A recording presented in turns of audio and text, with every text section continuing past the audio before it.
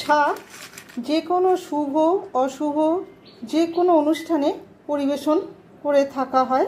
আর অনুষ্ঠান বাড়িতে বেশ সুন্দর করে শাক ভাজাটাও করে, বেশ তো ভালোই লাগে, তাই না? তা ঘরেতেও ঠিক এইভাবে একটু করে দেখুন, খেতে ওপর থেকে দিয়ে দিলাম বড়ি ভাজা।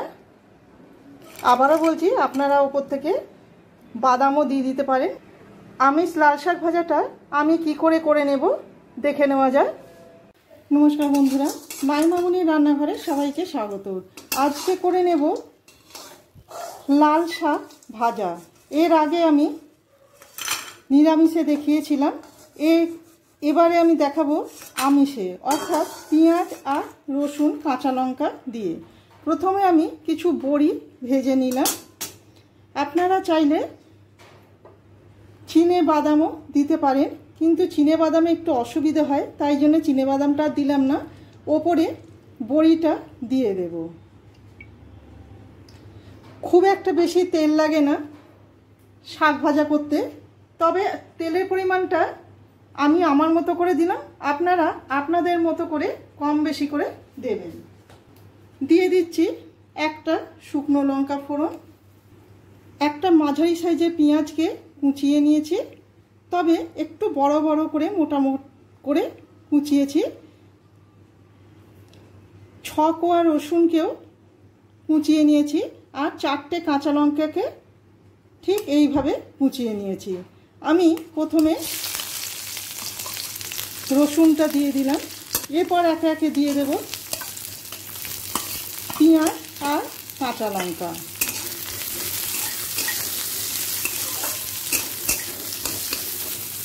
যে কোনো শাক আমিষে বলুন নিরামিষে বলুন খেতে খুবই ভালো লাগে।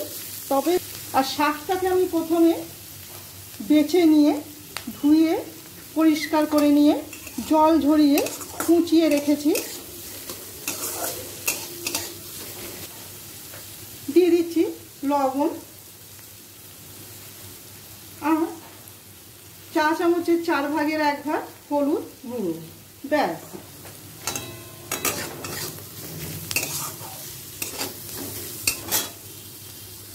পেঁয়াজটা ঠিক এই রকম ভেজে নিলাম, এর চাইতে বেশি আর ভাজবো না। এরপর দিয়ে দিচ্ছি লাল শাক কোচানো। খুবই নরম হয়, একবারে যে মিহি করে কোচাতে হবে তার কোনো মানে নেই, একটু বড় বড় ফুটলেও সেদ্ধ হয়ে যায়।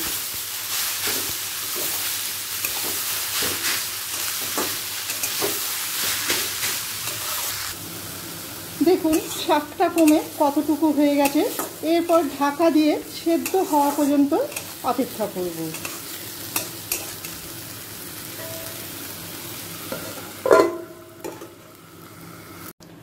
দশ মিনিট পর ফিরে এলাম, দেখে নেব। দেখুন সুন্দর সেদ্ধ হয়ে গেছে।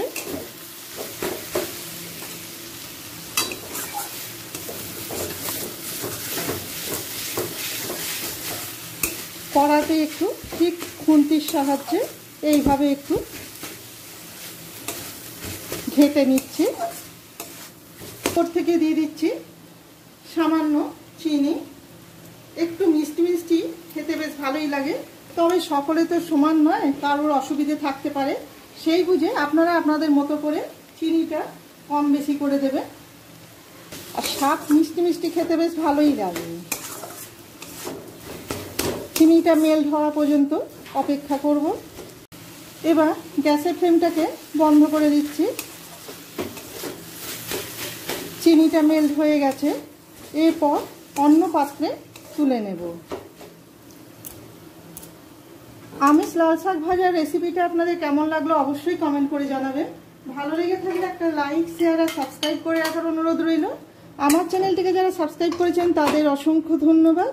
আবার নতুন কোনো রেসিপি নিয়ে আপনাদের কাছে ফিরে আসবো। সবাই ভালো থাকবেন, ধন্যবাদ।